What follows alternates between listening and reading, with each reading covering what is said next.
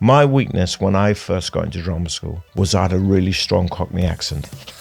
I made Danny Dyer sound like Laurence Olivier. And whenever you make a film of a working class person and they're making a cup of tea, the camera's always handheld and jerky because our life must be invariably chaotic and suffering. But even the dog in Downton Abbey gets a steady cam. You know what I mean? When you put me on screen, men didn't want to be me and women didn't want to sleep with me. No one was going to employ Eddie Marsan to be Eddie Marsan. They were going to employ me to disappear, to become somebody else. Art is also about encouraging us to transcend our fixed ideas of ourselves. Mm-hmm. So work on your voice, work on everything, because nothing human is alien to you. Hello and welcome to the BIFA podcast with me, Joy Hunter. And me, Karis Aldridge. Each week we'll be talking to a brand new guest about their journey into film, their most inspiring cinema-going experiences, and what makes independent film so special. We've had some incredible previous guests, including Will Poulter, David Johnson, Stephen Merchant, Rose Byrne. The list really does go on. It sure does. So do go and check out those episodes, but also listen to this week's episode because we are chatting to the amazing Eddie Marsan. Yeah, I mean, what an incredible guy. I mean, he's been in over 150 IMDb credits, so he's truly been in everything, basically. Any good film, Eddie Marsan sort of tends to pop up in there. Truly, yeah. He's brilliant. He's a very well-known, much beloved character actor in the UK. He's also had a massive career in the US working with, what are some all of the names? Greats. Scorsese, Philip Spielberg, yeah. He's worked with them all, and he's worked in the UK. Some of his early roles were in a lot of Mike Leigh films, so we had a big old nerd out about that film. kind of collaboration and what keeps him coming back. It was brilliant, and he also spoke really candidly about issues in the industry around working class actors breaking in and what can be done about that, and he was full of great advice around that was also just good life advice, to be honest. Yeah, so, definitely. So I feel very enriched coming away from this conversation, and we did try and get through as many credits as we possibly could in a short time frame, so hopefully you will enjoy as much as we did. Yes, so without further ado, please enjoy this enlightening, wonderful conversation with the incredible Eddie Marsan. Eddie Marsan, welcome to the BIFA podcast. Oh, lovely to be here. We're very excited to get to talk to you. Very excited, yes. You've been in so many films. I think it's over 150 credits overall. But we'd love to kick off by asking a bit about your journey into the industry and your early days getting into film. I understand that your first job in film was as an extra. Can you tell us a little bit about that? Well, I was an apprentice printer, and in my final year of my apprenticeship. But I used to dance a lot when I was younger. Nice. I come from Tower Hamlets, but we were in Hackney, and we used to follow Trevor Nelson, from BBC Radio 1. No, and he had a sound called Mad Hatters, and he used to play at a club called Gray's, which is on Mare Street, on a Sunday night. And me and my brother Emmanuel, he's a tall St. Lucian guy, he's gorgeous looking. He was asked, we were dancing and someone came up to Emmanuel and asked Emmanuel if he wanted to be an extra in the film, and he said, yeah, can I take Eddie? Because Emmanuel took me everywhere. and I was like 5'5", little white guy, but I could dance. So they took us onto this film set, and it was in near Tower Bridge, and the film was called Empire State and I was dancing me and Emmanuel were dancing as extras, and I saw Jamie Foreman do a scene where he had to walk across the dance floor, traumatized by drugs or something. And he was so brilliant, and I was really inspired. And that's when I thought, this is what I want to do. I want to be an actor. And that was it. It came from there. Oh, so how old were you when that happened? I was about 18, 19. So I started I left school at 15. Yeah. And then I started my apprenticeship at 16, and I was about 18, 19, I think. Oh, because then you did go to a theatre school. I went to drama school. I went to drama school. I tried for years to get into all the drama schools, and I couldn't get in. The funny thing is, I had no family history of theatre, but I was a printer. Printing is all about the chemical balance between the ink and the paper. If the balance is out, you have this thing called scumming, where you have dirty marks on the page.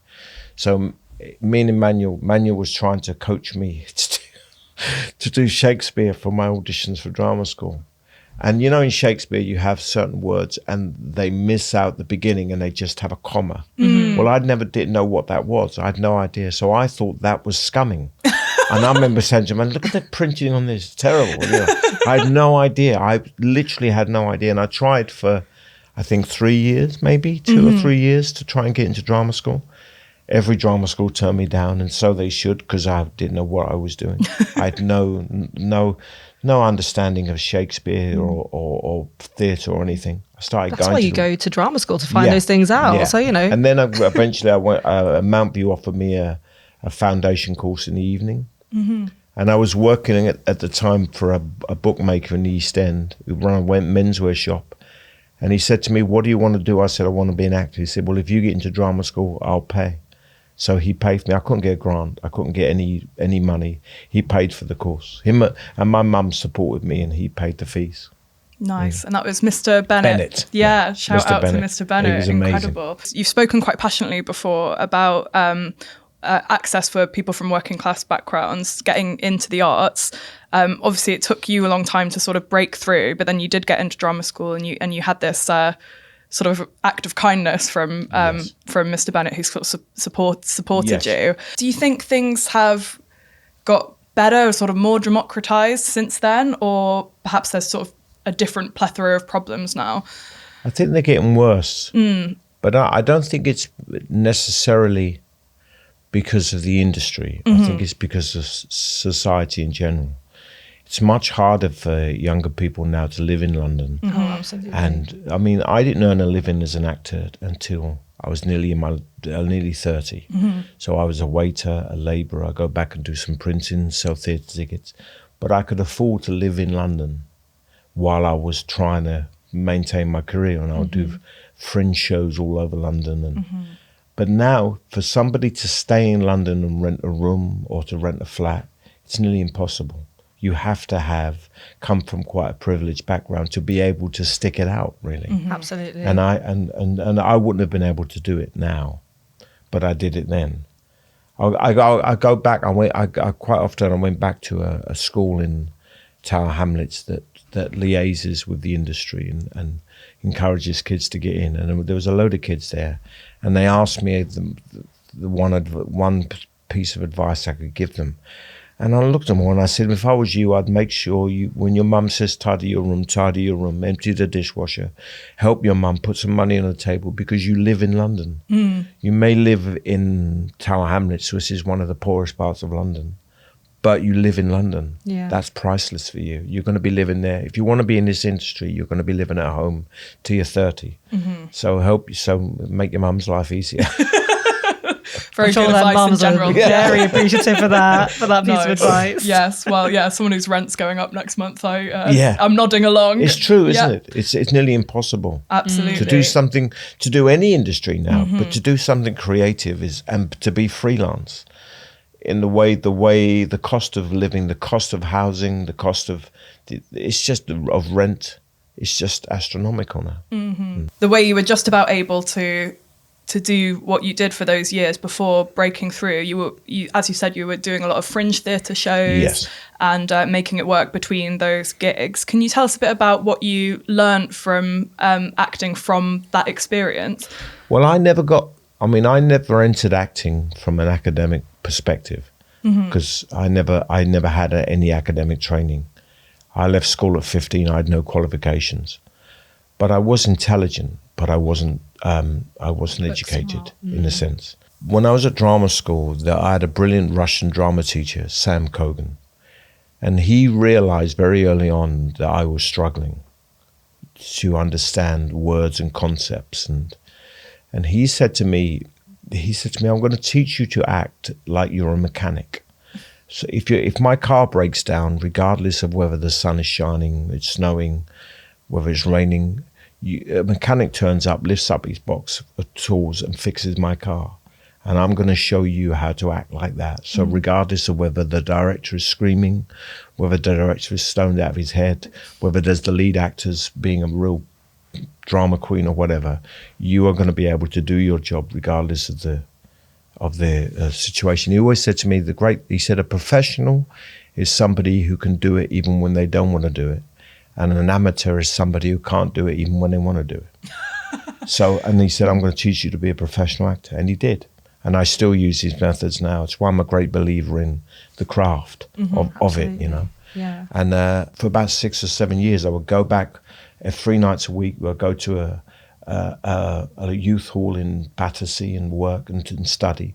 And at the same time, do fringe plays all over London. Every pub above London I was in doing, you know, there were 3 people. And I always say to drama students, I was terrible. But I made my mistakes in anonymity. No one saw me be terrible. And then by the time my career, I got to be in films, people suddenly thought, oh, who's this guy? Where's he come from? Well, I've been in every pub in London for for 8 years, doing my 10,000 hours. Yeah, you know? It is funny how the industry like labels people as like breakthrough artists when they've been at it for there's like no a decade. Such thing as like an overnight success. There's ever, no is such there? thing as that. There's no such thing. But people love that as a story. It feels much more palatable. Yes, they do. And I think I love that idea of not being afraid of failure, because I think that's the thing that stops a lot of people. Yes. But you know, you have to kind of get over that hump and understand that failure is actually what pushes you to become better. Yeah, exactly. If you give 100%, you will learn what you need to learn. If you don't give 100%, you just learn that you have to give 100%. Yeah. Give 100%. And whatever is your weakness, is if you work on that, that's the universe telling you this is what you need to work on to succeed. My weakness when I first got into drama school was I had a really strong Cockney accent. I was literally sounded like I made Danny Dyer sound like Laurence Olivier.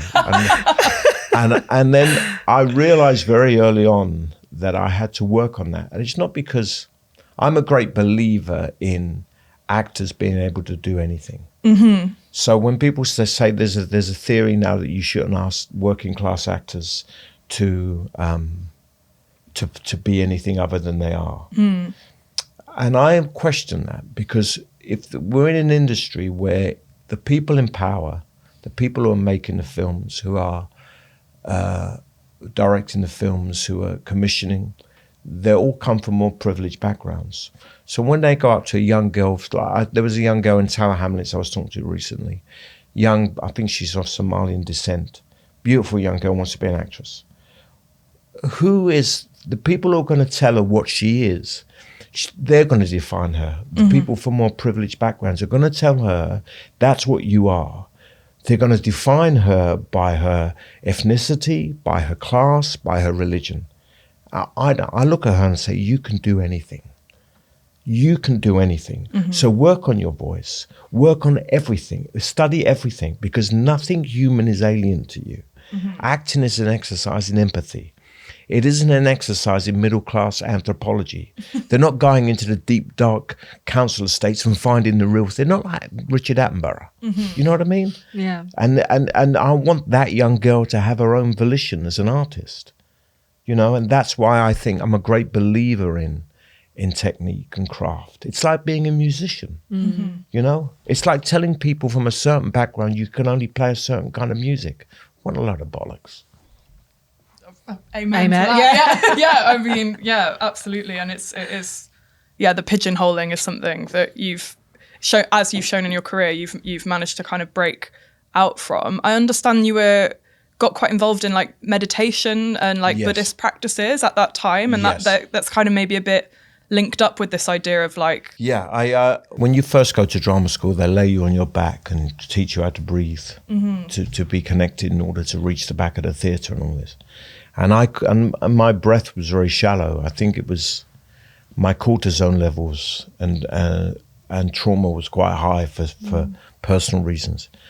And they said to me, you're not breathing right, you know, your back is always against the wall, your fists are always clenched. And I went to the Buddhist center because they had this thing called mindfulness of breathing, which was a meditation, which is a very simple meditation. It's not religious in any sense. It's just observing your breath. And I went there and I did a meditation, and it was profound for me. And I think it was profound because it was the first time my cortisone levels dropped, really. And the feeling was just incredible. And then, I'm not a Buddhist, by the way. I loathe to call myself spiritual in any sense because I don't really know what the word means. it always sounds a bit poncy to me when people say woo-woo. Yeah, I don't understand what it means. But the first noble truth of Buddhism is life is suffering, and suffering is a very crude interpretation of a Sanskrit word called dukkha, which means impermanent, or life is kind of like perfection is elusive because life is impermanent. Everything is in transition. And the second noble truth of Buddhism is the cause of suffering. And one of the major causes of suffering is the belief in a permanent self, in that we are a fixed thing, that we never change. This is what we are, you know. And anatman is the idea that there is no self. That it does not that we don't exist, but we are part of everything else and we change along with everything else. And I found that liberating for me. And at the same time at drama school, I was being introduced to Stanislavski and the idea of what creates a character.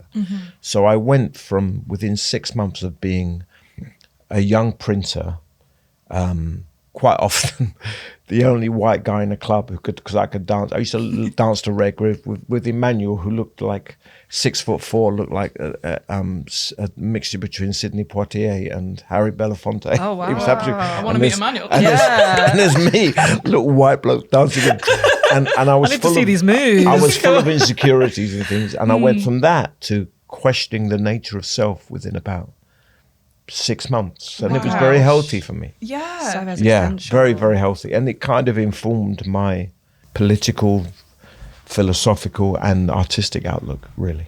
Yeah, it sounds like such a transformative experience. No, absolutely. Such a formative. I mean, that's why time. I held off. I never wanted to become a caricatured Cockney, you know. I never wanted anyone to do to me what I think the dangers they could do to that young Somalian girl from Tower Hamlets. I never wanted someone to tell me what I am, because I don't even know what I am. Yeah. I might change, you know, if I walk in this room, I'm a different person now because I've met you than I was before I met you. People are always changing, you know. Oh, that's such a beautiful sentiment. I love Yeah, of course. And yeah, also just having that kind of unwavering sense of self is such a power in an industry that you said can really try and tear that down. Yes. So yeah, I think that's another piece of incredible advice for young actors who are and filmmakers that are trying to kind of break into the industry. Yes. Yeah. I think that's also such a credit to how you've become this kind of such a chameleon in the way that you act. I think, you know, you said that a lot of people kind of think that they know you, or they're like, oh, I've seen you in that one thing, because you are in so many things, but you have this like chameleon like part of yourself. And I know you have been termed a quote unquote character actor. How do you feel about that term? Does that sit well with you? Do you like being described like that? I understand what they're saying. If you're not creating a character, then you're a model. You know. That's true. I realized very early on that when you put me on screen, men didn't want to be me and women didn't want to sleep with me. So therefore I knew that I had to become diverse. If I wanted to make a living, no one was going to employ Eddie Marsan to be Eddie Marsan. They were going to employ me to disappear, to become somebody else. And so, you know, and quite often what you describe as a character actor is somebody who will give exposition. So you will give exposition so that someone like Tom Cruise doesn't have to say anything when he's jumping off a mountain with a motorbike. Yeah. Or Brad Pitt running through a train looking cool. He doesn't have to sit and he looks really cool, but if he had to tell the audience what was going on, he wouldn't look as cool. Yeah. So what you do is you get someone like me who's got a face like a smacked arse to tell you what's going on. And the way you hide that is you hide that in character. So the audience think, I'm discovering a really interesting character here. You're not really. What you're doing is you're finding out the plot. And that's what my job is, you know. And I don't mind that. I make a good living. I love it. Sometimes the non-main character is like they're kind of more interesting characters. Of course, yeah. Yeah. They're more us. I always liken it. Making a movie is like a ghost train ride. And the audience get on the train and the protagonist is neutral, quite bland, well, not bland, but good looking, so that they become an avatar for us. So we see the film through their eyes. So we sit on this train and we go up and down. And what I do is I play the guy who goes boo. Well, that sounds way more fun. Yeah, exactly. Yeah, but I think we would love to talk about, so obviously after breaking in, Yes. Your collaboration with Mike Leigh that has kind of become, just like a really celebrated collaboration. Obviously, you've worked on Vera Drake and Happy Go Lucky, starring Sally Hawkins. Mike Leigh has got we now know this very famous method of filmmaking. There are months and months of improvising scenes to find the character. And obviously you've returned again and again. So what is it about that version of filmmaking that speaks to you and how you approach character? It's very conducive to what I was studying before, actually. People think that because Mike is improvisation, that it's very instantaneous, and it's not. It's a very disciplined process. Nothing's ever written down, but you always know what you're going to be saying at any given point. And you spend like 6 months creating a character. You find out where their parents live, the grandparents, where they went to school. You create a whole thing, and one thing I learned from Mike very early on, and anybody who's creates anything, any creative will understand this. As a creative, there's always a choice to be clever or to be true, and Mike taught me to be true. There was a narcissistic side of me that thought, I'm going to show them how cool I. Shut up. Just be true. Just be true. And you learn with Mike because you're so immersed in a character, and it's an honest response. One of the things about Mike is you never know what's going to happen. And I can understand that because human beings are prejudicial creatures. When I arrived here today, I had an image in my head of how this room was going to be. When you woke up this morning, you had an idea, a rough idea of the clothes I'd be wearing or what Eddie Marsan was going to be like. And it's not like this. So you had you prejudged this situation. And I prejudge this situation, and we come in, and when we're surprised when it's not what we think it is, and we adapt. That's what creating a character is. Creating a character is creating a character's prejudices and allowing yourself to be surprised when the things don't happen that you think are going to happen. The best way to describe a Mike Leigh film is for 6 months you build a character, you dig a hole, and then you just sit in it and allow whatever happens to happen. And that has informed every other part I've done since then, really. Yeah, it's an incredible process that takes quite a lot of, just a lot of commitment from the actors. Yeah, and letting go as well. Yeah. A lot of letting go. Of course. Like, what would be your biggest kind of aha moment during that improvisation process of your character? Did you have that moment where you were kind of improvising a scene, let's say it was with Sally Hawkins, and you just thought, okay, I've unlocked the essence of this character now? The funny thing about Mike Leigh is because as an actor, you never know what's going on. It reveals your own ego very, very quickly. Every day, your own egotistical thoughts come into clarity because you think it's going to be one thing, and the reason is because you want to be successful. You want it to be about you. So I thought Happy Go Lucky, when Mike sent me away for a year, I studied conspiracy theories, and then I studied driving lessons. I sat in the back of cars, and the character was so dark. He very interesting. Now you would call him an incel. Now he is an incel. Yeah. He existed before Twitter and social media existed, but he is that type of person. And I remember doing it, and I remember going home and thinking, "Oh my God, I'm playing Travis Bickle. This is going to be amazing for me." And then Mike said, "You're going to have to go and give a driving lesson to this young lady." It was in character. I knocked on the door, and then Sally opened the door, and she was her character. And I sat with Sally, and she was all light and bubbly, and I was dark. And I realized that I thought I was in Taxi Driver, but I was actually in a kneeling comedy. Yeah, right. Yeah. And that revealed a lot to me about my own desires for it to be something that I wanted for me, rather than just let it be what it is. I see. Yeah, So you had your sort of prejudgment. Yeah, and then shook it based off. on what I wanted to get. I wanted to get a BAFTA for being Robert De Niro, and I was really being Alfie Bass.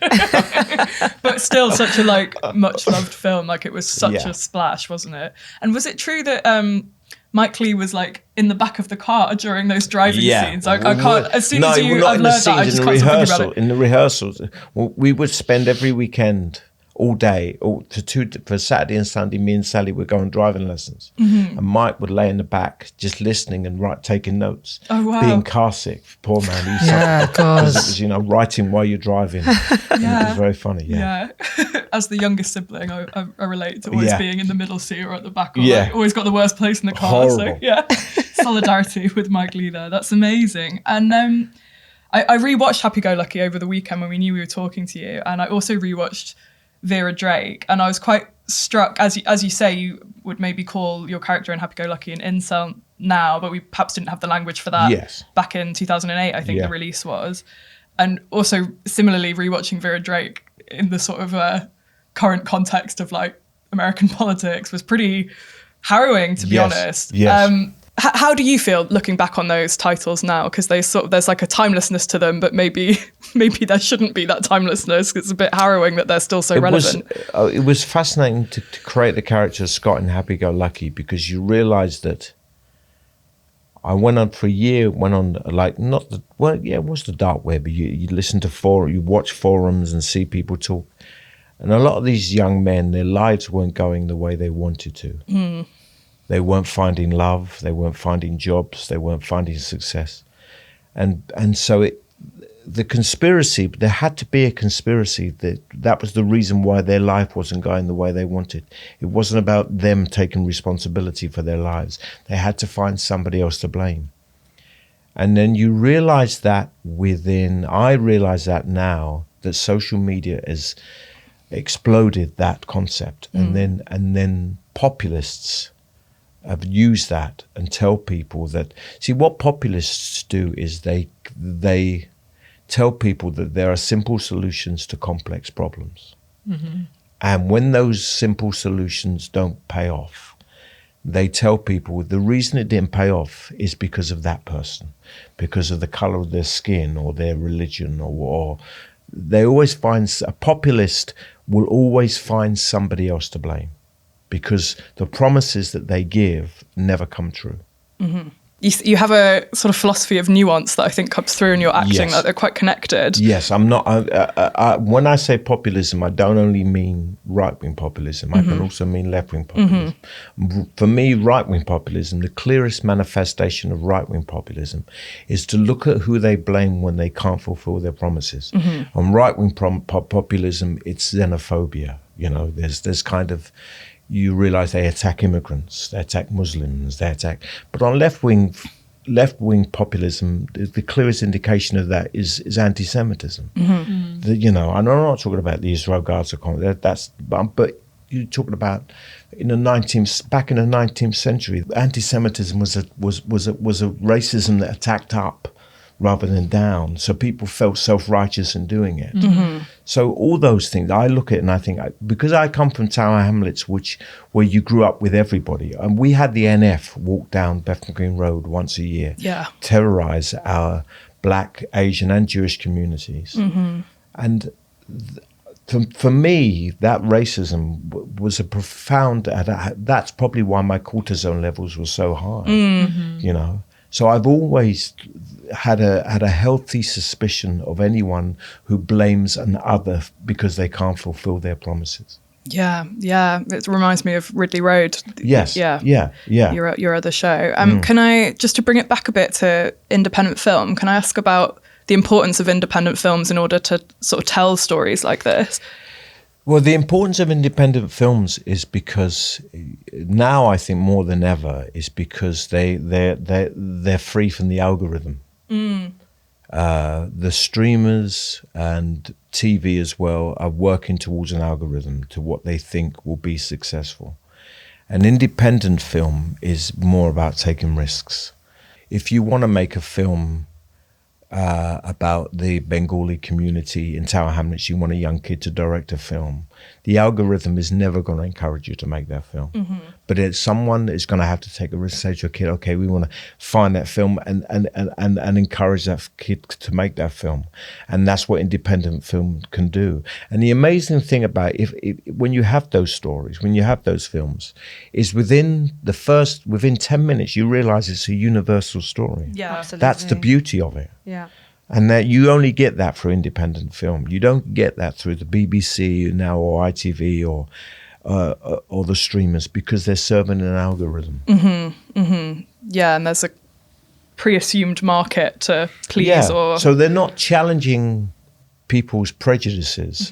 What they're doing is they're appealing to their taste. They're giving people what they like, what they know they like.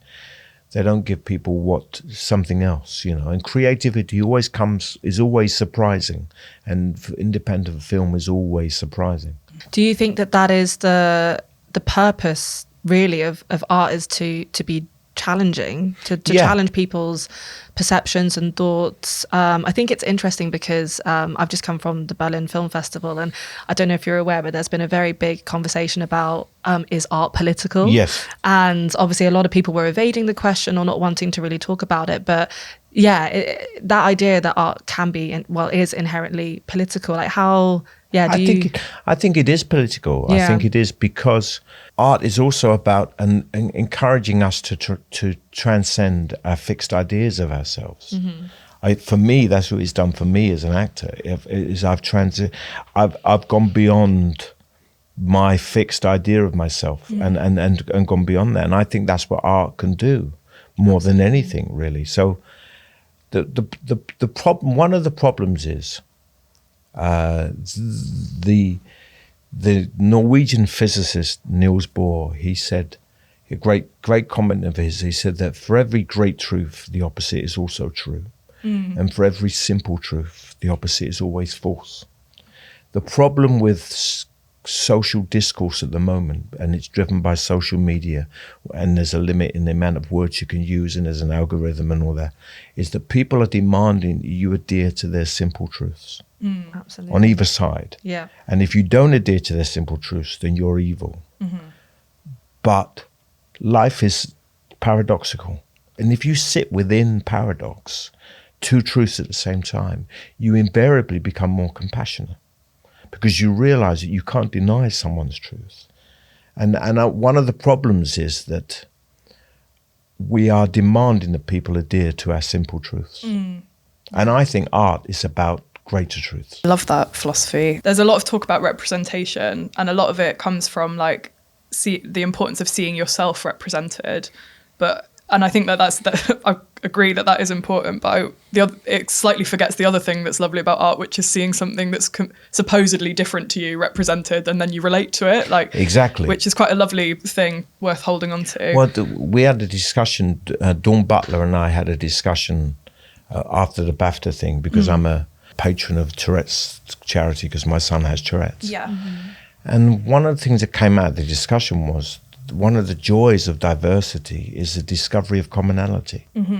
When you live in a uniform society where everybody's the same, you don't discover commonality.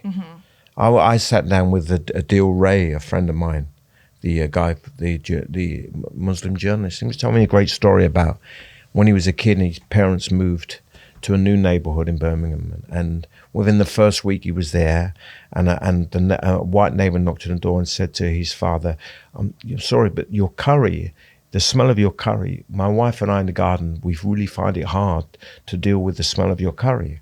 And his dad said to him, that's really funny, because when you cook bacon and eggs in the morning, we find it really hard. Yeah. And he said, and by the time we left 30 years later, that man was Uncle John and she was Auntie Cynthia or whatever. Yeah. That's the joy of commonality. Absolutely. You know what I mean? Yeah. Yeah. Oh, yeah, that's beautiful. Yeah. Said you're not book smart. You're very book smart. You're talking about some incredibly profound things today, Eddie. Definitely. My goodness.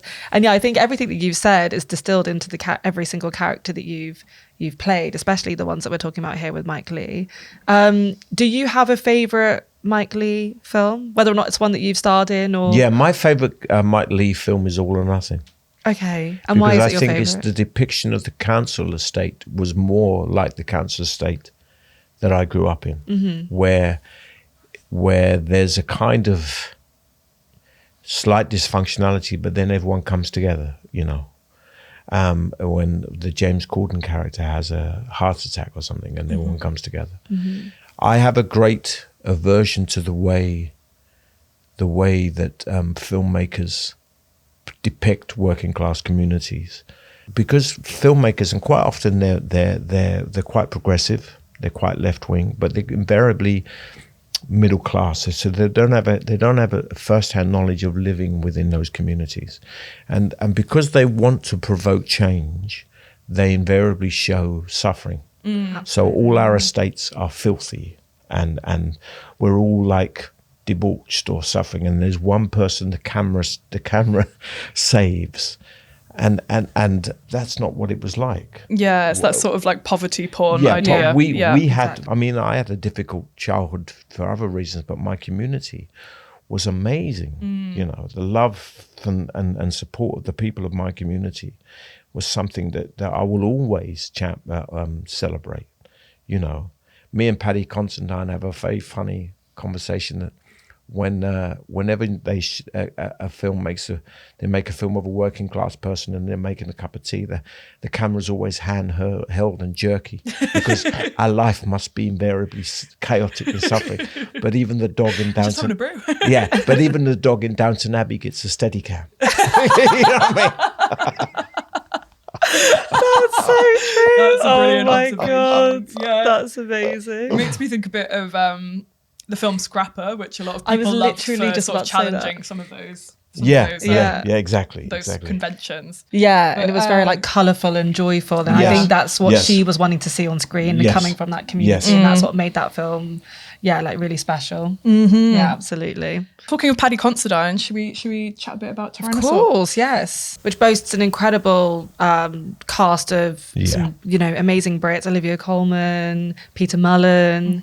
Yeah, what was it like to be working? Oh, it was wonderful. Them? I mean, Paddy's a brilliant actor, but he's not only an actor; he's an artist. He's a musician, he's a photographer, director, and it was an amazing thing. They gave me and Olivia a load of case books of people, of abusive husbands with wives, and we had to study them for research into the characters. And what I discovered was that those men wanted to be loved, and that was what was most frightening about the characters, was that they thought that this was the means by which they could be loved, by that control. That was a great lesson for me to playing a villain or playing somebody like that. It's more frightening to see the humanity in them, to see that you could, not that you could do that, but you understand why they're doing it. And then that's more frightening than if you play a two-dimensional villain, which people aren't. Yeah, it is. With all respect and compliments, one of the most horrific characters I've ever seen on film is your character in Tyrannosaur. It is a terrifying character. He really is, and but also one of the reasons he's so terrifying is because Olivia is so good. She gives me so much weight because of her reactions to me. Absolutely. I mean, obviously, that film is based off of a short film, Dog Altogether, which also was nominated for some BIFAs, BAFTAs. It won the Venice Silver Lion Award. So I suppose it's also interesting to look at the importance of how short films can become a launch pad to explore bigger ideas. And is that something that's also like kind of important to get involved in? It is. I mean, you can see that with Stephen Graham did that with his short film that became the TV series. Boiling Point? Boiling Point. And then from Boiling Point became the TV show, It became Adolescence, the way of shooting it. So you can see that it's a means by which you explore ideas and then go further and further. 100%, Yeah, of course. And we have to talk about Filth, because it's, I mean, what a performance from you. But I mean, so it's John S. Baird's sophomore film. I can't believe it's his sophomore film, by the way.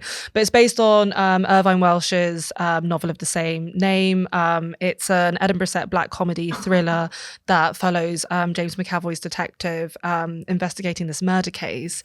And you play Bladesy, his best friend. I mean, you are his best friend, but obviously that's shown He's abusive. in a multitude of ways. You interact at very different stages of his deteriorating mental health, some of which are quite, I suppose, amusing to what, like, you know, when you're on holiday together.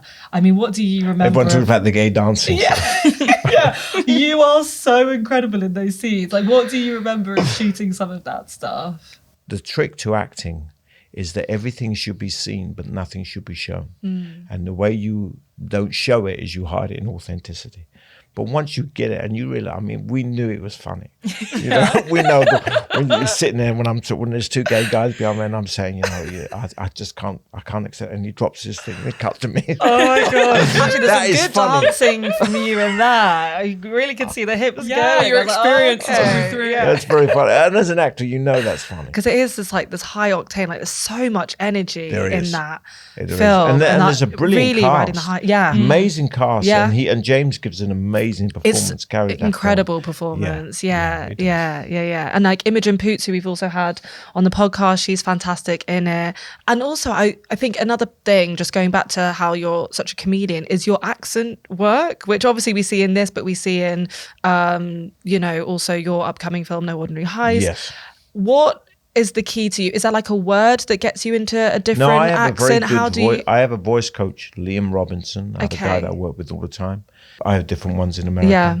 So I love doing accents because accents are way into characters for me, you know, and can kind of detach you as well. I think, and it means that I leave myself behind, which I quite, because when I say I leave myself behind, you know, people think of method acting. It's not really that. It's you have to lose sight of the shore to cross the ocean. So lose sight of the shore, go into it, and then suddenly you do things differently, and different things happen. You know.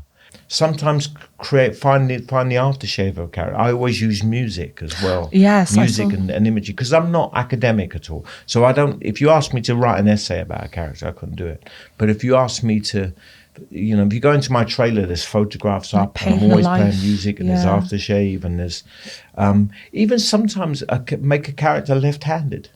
Oh wow, things like that. Yeah. Do things that make you come out of your comfort zone. And use your body in a different way. There's a different physicality in that performance. Yeah. Never allow anyone to define you. So always become something physically different. Always. With Filth, it is the most twisted Christmas film of all time.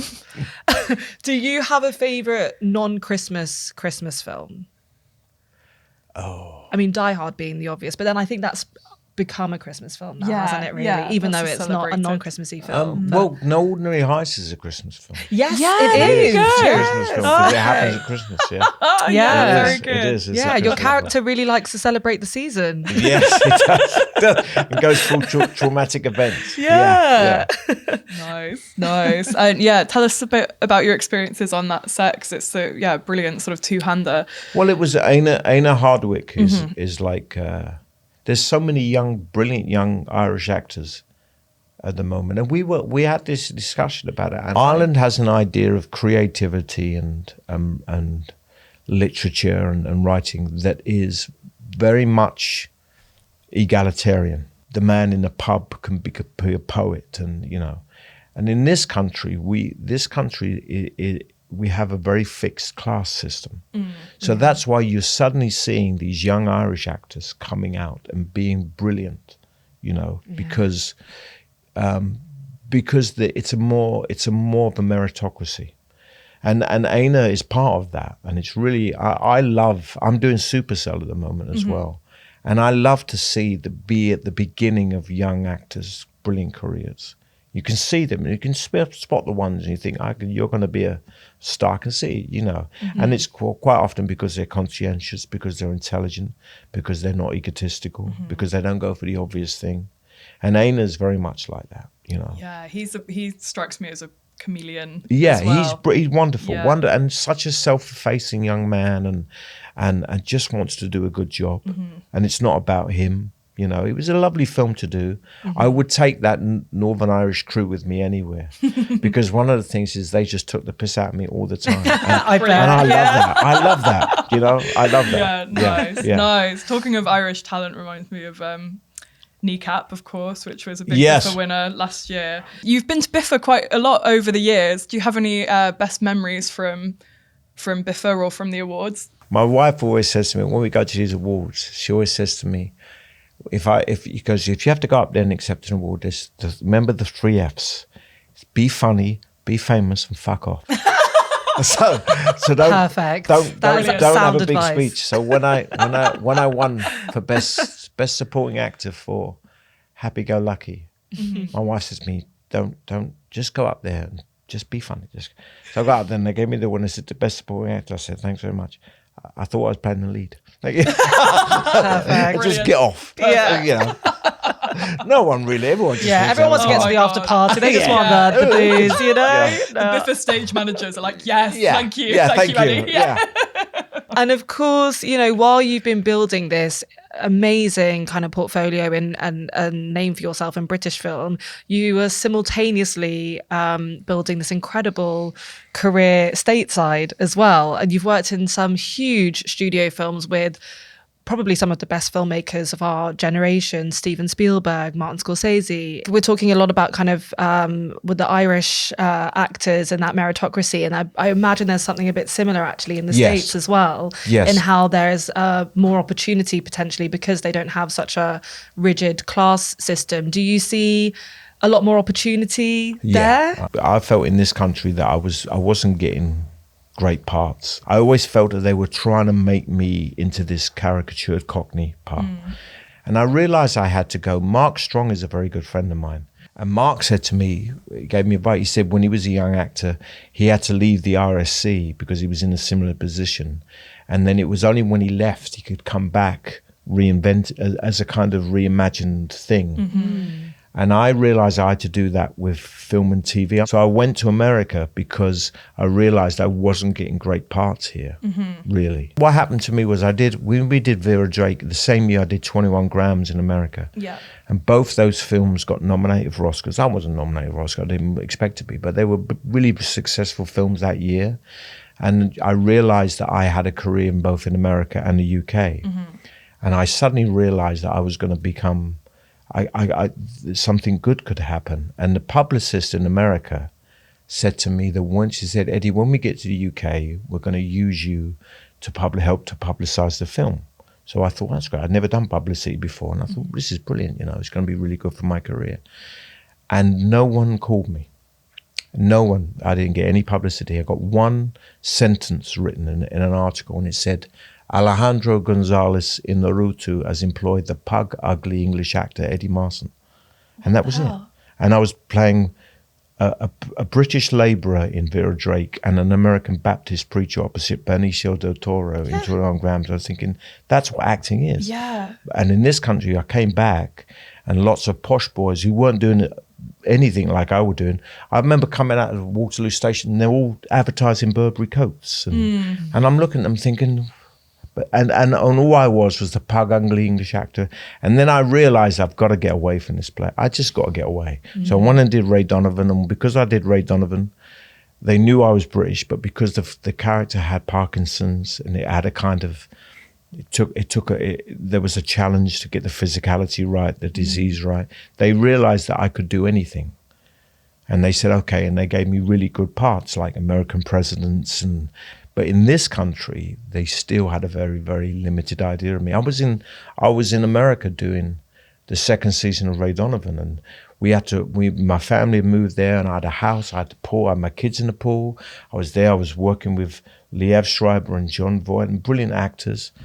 And my agent called me, and she said, the BBC are doing Richard III, and they've got a part for you. They're going to offer you a part. Now I played Richard III. I toured Europe as Richard III, and I thought, well, I probably won't play Richard III because Benedict's going to play that. I'll probably, they might play me a nice part. And it came through in the email, and it was 2 lines. It was a thief for 2 lines. Oh my God! And there I am doing this, huge and I'm thinking, why am I here doing this, but over there? I'm the thief with 2 lines. And Idris talks about that as being a black actor. He really does. It's very similar for working class actors. I see a lot of parallels. Very, very similar. Very similar. Yeah, it's crazy the kind of superficiality that you speak of on the UK side. It's really disheartening, to be honest. But yeah, I'd love to talk a bit about Ray Donovan, because you were playing that character for almost a decade. I think it was about 7 or 8 years. We did 9 years altogether. Oh, it was 9 years? We did 7 seasons and a movie. Yeah. So I imagine there's something very different about playing a character over such a long period of time. And I think you've spoken about, because you have different directors every episode, that actually you become the kind of center for you become the authority. Exactly. Yes. For the writers to really be able to tap into the character. Yes. You're the kind of person navigating their own storyline in some senses. Because quite often you set something up 2 seasons back and you pay it off. Yeah. You set it up in season 1 and pay it off in season 6. And you have directors come in all the time, and you can't expect them to understand the kind of mathematical or musical formula of it, So they go back to the actor and you say this. But I found it very, very similar to Mike Leigh. Okay. I found it very similar because what happens is you have a writer's room in America, and the writers will come down and talk to the actors. So the characters being created in a very, very, circular way. You're informing them, they're informing you. So it isn't like doing British television when there's a fixed character, you know what they're going to say and you have to say that. Yeah. The character developed as you went along, and you were part of the creative process. Yeah. Very symbiotic relationship, which is really cool, actually. Yeah, I love that. Yeah. And of course, we do have to talk about just some of these incredible films that you've been in, and an amazing run. I mean, as I said, Gangs of New York 2002. You've got 21 Grams 2003, V for Vendetta 2006, Mission Impossible 3, arguably the best Mission Impossible movie, if I say so myself. 2006. Someone's got to say it. Hancock 2008, Sherlock Holmes 2009, Warhorse 2011, Fast and Furious 2019. I mean, I'm reeling them off here, but it's it's huge, incredible films. I was rewatching Gangs of New York yesterday because I was like, any excuse to rewatch this movie. I heard, I don't know if this is true, but that Daniel Day-Lewis was listening to a lot of Eminem to get into his character. I don't know. Do you know? I have no idea. But a lot of your scenes are with Jim Broadbent. Yes. What can you tell us about filming? Because you're filming in Rome, is that right? Yes, filming in Rome. I proposed to my wife in Rome. So we're going to, that's amazing. Okay, so it's a really it's a special place. Special memories, Oh, I love and that. And Stephen, Graham and Hannah were living around the corner, and we had a wonderful time. We had 9 months. Oh my the film God. was supposed to take 3 months, took 9 months. Wow. Yeah. I think we need to extend the shoot, guys. Yeah, exactly. And just enjoying the gelato, having a great time. Yeah. But because I think that's the thing that struck me actually rewatching it. I guess I hadn't watched it for such a long time. You've got incredible British actors as well as American actors. So you've got Brendan Gleeson, as well as then obviously the Leonardo DiCaprios and the Cameron Diaz's of the world. Because maybe that character is less dialogue heavy. It was more dialogue heavy, but I got cut. Oh, really? So it was brilliant for my personal life. It was brilliant for my career. It was terrible. Right. Because I ended up doing 9 months and had 2 lines. Yeah. But How is that actually as an actor when you? Yeah. The original cut was like 4 hours. I long, heard. So therefore they cut and Yeah, because it's still a very long film. But yes, I can imagine there was still a lot of that to cut out. But then when that is the case, do you rely even more so on those sensory things like the playlists and things to then help build the character when there's less on the page? Yes, you do. You create. It's not what you say; it's what you think. Okay. And words just express thoughts. So just think. You got loads of things to say, you just never say it. Speaking of your fun experiences on set, reminded me of you've talked about the joy of the set of Supacell. Can you tell us a bit about what it's like being on set there? Oh, it's great fun because just to be around those young actors, really, just to see them kind of come into themselves, and half the crew is black, most of the cast is black. So there is a joy there to be there. I remember being on a crew when there was no black people. There was no one in the crew, no one in the cast.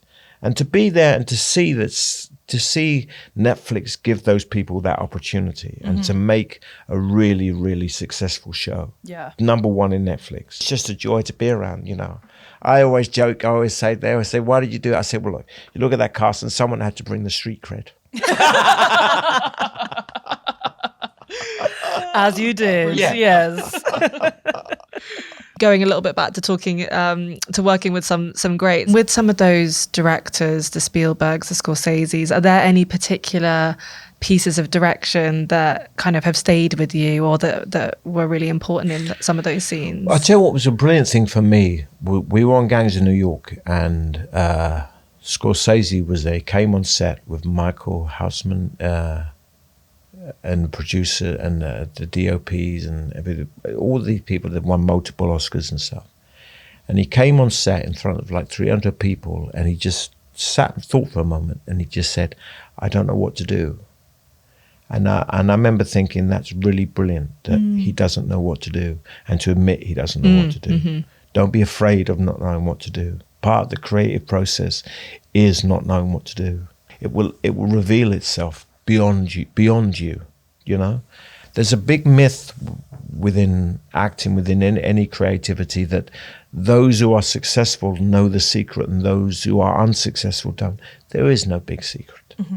There is no big secret. There's just courage, perseverance, and complexity. And complexity is just multiple simplicities, one step at a time. That's all it is. Mm-hmm. Yeah, that's beautiful. Honestly, so many incredible quotes from you today, Eddie. I feel like I could get a number of your quotes like tattooed on myself or something. Just full, my arms are full of Eddie quotes. But they're only things that I've told myself over the years. It's really generous to share them. And somebody has told me. That's the other thing you realise, is that somebody's told me these things, and I've gone, that makes sense. Yeah. It's like kind of like fake it to make it, isn't it? I mean, I know that's a bit of more of a simplification of the term, but it's a little bit of that, I can imagine. Yeah. You've spoken quite powerfully about the sort of rigid class system in the UK and how that does hold a lot of young creatives and actors back. And I'm not expecting you to solve the world here, but do you have thoughts about what meaningful changes could be made? Yeah. First of all, I think we need to build more social housing. I think the government need to create more social housing, because I grew up in social housing, and the problem is, because you have a limit of social housing now, only families with issues, dysfunctional mental health issues or whatever, they're prioritised, and rightfully they should be. But social housing was originally designed for the barristers to live next door to the milkman. Mm-hmm. When I was a kid, there were troubled families. There were people whose parents may have been alcoholics or whatever. And if there was a young boy whose dad was an alcoholic, but 2 doors along there was a dad who would drive a lorry, go to work every morning, that dad would take that kid out to work with him. Mm-hmm. So a village raised a child. A village raised me. You know, my mum was amazing. My mum was a very loving woman. Told me the sun shone out my eyes. She did. Honestly. But my community raised me. Mm-hmm. You know, I was saved by my community, and you have to create communities. And I think so. We have to create more social housing. That's on a social level. Within the industry, I think lots of film companies get tax breaks. They can go to Sheffield and they'll get a tax break. Maybe, I don't know, North England tax fund, or they go to Wales and get tax break. I think any of those places say, okay, we will give you a tax break, but you have to pay for 1 year's tuition fees for an underprivileged child, either in front of the camera or behind the camera. That's a practical means by which the industry can maintain diversity, creative diversity. I mean, yeah, it's nice to hear like practical ideas. So really appreciate that. Yeah, interesting. Fab, thank you. Yeah, no, amazing. And we just want to talk a little bit about these upcoming films that you have. Yeah. So one of which being Campion Gabacho. Sorry, I don't want to, my Spanish is not what it should be. Most of my dialogue was Spanish. We had a wonderful time. I had a brilliant voice coach, Mexican voice coach. It's a wonderful story about a young kid who gets into the US from Mexico, gets into the US illegally, and the first person he meets is me, and I'm a flamboyant bookshop owner, so politically incorrect, but I love him. Brilliant. And it's great fun. Yeah. It's great fun. And No Ordinary Heist as well. If you could tell us a little bit about that story, because that's an incredible true story in Belfast in 2005 or 2004, I believe. Yes, there was a bank robbery in the Northern Bank in Belfast. The IRA, they kidnapped the wife of the bank manager and the mother of the security guard. and in order to save their wife and mother, they had to rob. I think it was about 20 odd million out of the bank. It was the biggest cash robbery in British history. Wow. But the bank manager and the security guard didn't get on because of their relationship through the troubles. So it's a brilliant story about two people having to work together who have history with each other and a prejudice against each other, you know. Oh God, I feel like we could talk to you forever, but I know that we are having to wrap up. So we usually like to do some quick fire questions, if that's okay. Okay, not to put you too much on the spot, but what is your favorite all-time film quote? It's at the beginning of Godfather when he says America. The opening line, America. I love that. I love that beginning. Do you have a British film that you would recommend everyone to see? I think Alfie. I think Alfie is an amazing film. I think Michael Caine's performance in that is brilliant. Do you ever watch your own work? Because you're in so many films. Like you're cutting down what you can watch because you're in so much. I hate it. Really? Yeah, I don't. Even things that are from like a long time ago now, so there's a bit more distance. Then I see how much I've aged. But, Barely a day. I just I'm not really comfortable with it. Really, it was very interesting when we watched Happy Go Lucky, because the first time Mike showed us Happy Go Lucky, Sally thought it was the end of her career, and I phoned my agent. I said, "Listen, I don't know what you're going to do. I don't trust myself watching things because of my own self-obsessed ego. I'm watching it thinking I'm either brilliant or crap, and neither of them are true." Do you have a moment from a film that you're really glad you saw in a cinema? I remember going to see It's a Wonderful Life around Christmas, and that was really lovely. Oh. That was really lovely. Yeah. and the row in front of me were the cast of This Life. And it was so funny. At the end, one of them went, "Merry Christmas, everyone." Oh, yeah. And when he like kisses her, it's so good.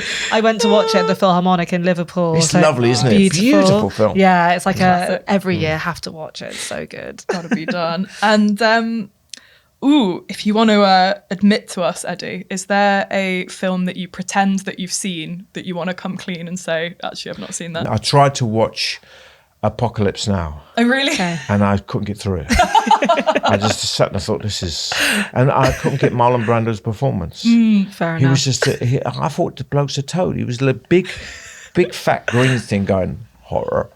And I think he's a fucking toad. I didn't understand it. The horror. I was thinking, what the fuck is that?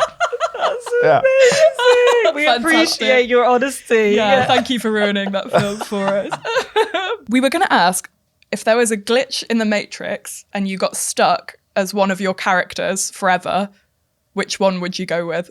Probably Terry Donovan, probably. Nice. I like Terry Donovan. Yeah. Actually, people are always disappointed when they meet me and I'm not Terry Donovan. He's the one, or like with characters like Tyrannosaur, they thank God I'm not that character. Yeah. But they always wish I was Terry Donovan. Oh, nice. Well, yeah, you've spent a lot of time being Terry Donovan, so that's a fitting one. But we're very glad that you are Eddie Marsan. Yeah. Thank you so much for your time. It's been a real pleasure. Thank you so much. You. Thanks for listening to the BIFA podcast. If you enjoyed today's episode, then make sure to subscribe so that you can listen to brand new episodes as they land. We want all of the film fans to find us, so make sure to tell all of your friends and spread the word. The hosts were Karis, Aldridge and Joy Hunter. The show was produced by the BIFA team.